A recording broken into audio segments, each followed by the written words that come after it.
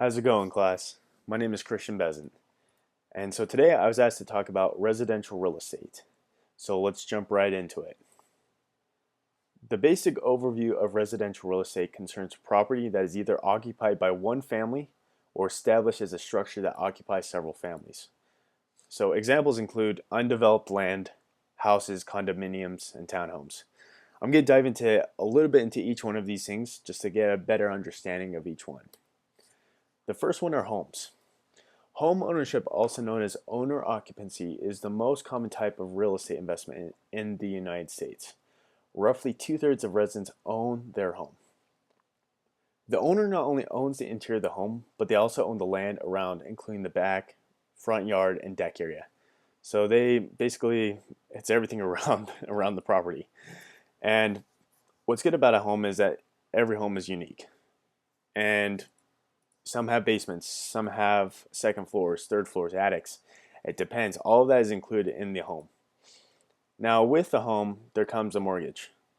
Those who are in the market to buy a home need to borrow money in the form of a mortgage. Home prices are above the savings of young people and just other people as well. And so that's why a mortgage is there, to be able to help cover that so that you can live in your home. And so mortgages can be either a fixed rate or a variable rate. It just depends entirely on how your budget is. So just do whatever is best for you. Now for a townhouse, it's basically the same type of a house. It's like a house, but it's different in some ways. It's a style of housing where a row of independent and identical houses share walls. And the owner, of course, owns the inside of the house, so the inside of the house, but they also owned parts of the front, the backyard, whatever parts that they have that's connected with the townhome. But they also, of course, control multiple stories inside the townhome as well. They also do have to worry about paying property taxes. That's another thing that they have to worry about. But with condos, or a condominium is just a housing structure that is part of a bigger unit or building. So the owner not only owns the inside of the condo, whatever's inside, but they also can use whatever the resources that the property has. So complex pool, gym room, wherever it could be, they can use it. And then of course, depending on the condo, you can live on a certain floor. And they do have to pay property taxes. Concerning today, back in December, the Federal Reserve just released the fact that they're increasing interest rates. It's not by a whole lot, but the small difference will actually make a big difference for millions of Americans.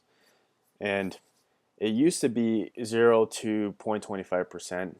Now it's going to be 0.25 to 0.5%. Not a whole lot of a difference, but still it's going to be a big impact. But this just basically happened because of the economy and just how it's progressed since 2008 to now. So it's been nearly a decade, really, for them to finally make these changes. So with the future, that's the biggest thing that anyone's worried about, is especially with homes, since this will impact many Americans, millions.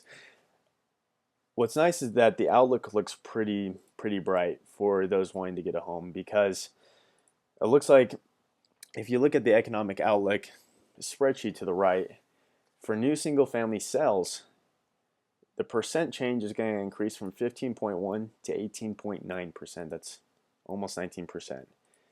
And what's also nice is that you can see that multifamily units of 5.0% it'll increase, but just not by as much, just a 2.4% increase.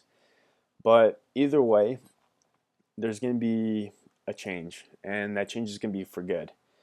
And so it's perfect, even though that interest rates will go up, but it's a part of the economy and what has to be done.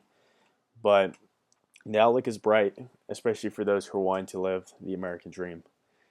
But these are the resources that I used in coming up with all this information that we just talked about. And if you do want to look more, feel free to do so. But otherwise, thank you so much for listening and watching my presentation.